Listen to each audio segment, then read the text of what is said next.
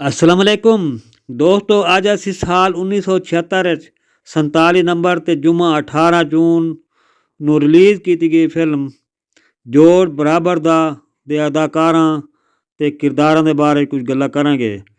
ਮਰਕਜ਼ੀ ਕਿਰਦਾਰਾਂ 'ਚ ਇਕਬਾਲ ਹਸਨ, ਆਲੀਆ, ਬਹਾਰ, ਨਜਮਾ, ਮੁਸਤਫਾ ਕੁਰੈਸ਼ੀ ਅਦਾਕਾਰੀ ਕਰਦੇ ਹੋਏ ਨਜ਼ਰ ਆਏ ਤੇ ਅਸਲਮ ਦਾ ਕਿਰਦਾਰ ਤੇ ਇਲਿਆਸ ਕਸ਼ਮੀਰੀ ਦੇ ਪੁੱਤਰ ਦਾ ਕਿਰਦਾਰ ਮੁਸਤਫਾ ਕੁਰੈਸ਼ੀ ਨੇ ਕੀਤਾ।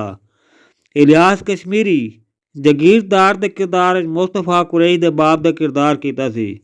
ਬਹਾਰ ਨੇ ਰੇਸ਼ਮਾ ਦੇ ਕਿਰਦਾਰ ਵਿੱਚ ਇਕਬਾਲ ਹਸਨ ਦੀ ਬਹਿਨ ਦਾ ਕਿਰਦਾਰ ਕੀਤਾ ਸੀ। ਸਲਮਾ ਮੁਮਤਾਜ਼ ਨੇ ਇਲਿਆਸ ਕਸ਼ਮੀਰੀ ਦੀ ਨੌਕਰਾਨੀ ਦਾ ਕਿਰਦਾਰ ਵਿੱਚ ਬਹਾਰ ਤੇ ਇਕਬਾਲ ਹਸਨ ਦੀ ਮਾਂ ਦਾ ਕਿਰਦਾਰ ਕੀਤਾ ਸੀ।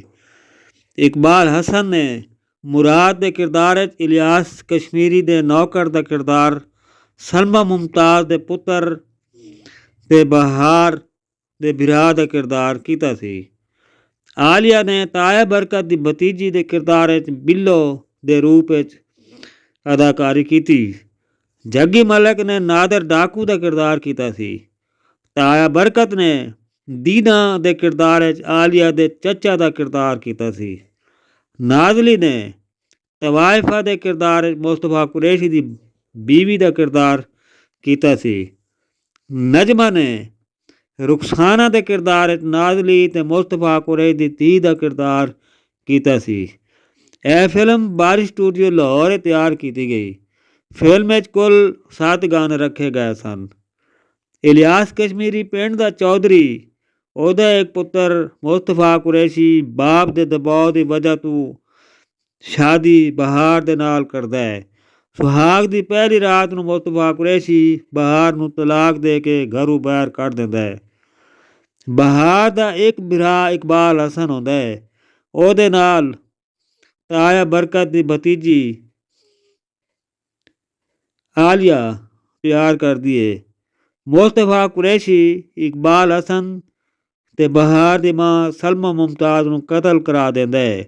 ਕਿਆ ਇਕਬਾਲ ਹਸਨ ਆਪਣੀ ਬਹਿਨ ਦੀ ਬਰਬਾਦੀ ਤੇ ਮਾਂ ਦੇ ਕਤਲ ਦਾ ਬਦਲਾ ਲੈ ਲੈਂਦਾ ਹੈ ਤੇ ਕਿਸ ਤਰ੍ਹਾਂ ਲੈਂਦਾ ਹੈ? ਤੁਸੀਂ ਇਸ ਸਾਰੀ ਫਿਲਮ ਦੀ ਮਾਲੂਮਾਤ ਲੈਣ ਲਈ ਆਪਣੇ ਚੈਨਲ ਵੈਲਕਮ ਸਟੂਡੀਓ 'ਤੇ ਜਾਓ। ਤੁਹਾਨੂੰ ਉਸ ਚੈਨਲ 'ਤੇ ਹਰ ਫਿਲਮ ਦੀ ਮੁਕੰਮਲ ਮਾਲੂਮਾਤ ਗਾਣਾ ਦੇ ਨਾਲ ਤੁਹਾਨੂੰ ਮਿਲੇਗੀ। ਦੋਸਤੋ, ਆਪਣਾ ਬਹੁਤ ਸਾਰਾ ਖਿਆਲ ਰੱਖਣਾ। ਮੇਰੇ ਚੈਨਲ ਨੂੰ ਸਬਸਕ੍ਰਾਈਬ ਕਰਕੇ ਘੰਟੀ ਵਾਲੇ ਬਟਨ ਦਬਾ ਕੇ ਆਲ 'ਤੇ ਕਲਿੱਕ ਕਰੋ ਤੇ ਵੀਡੀਓ ਨੂੰ ਲਾਈਕ ਕਰੋ।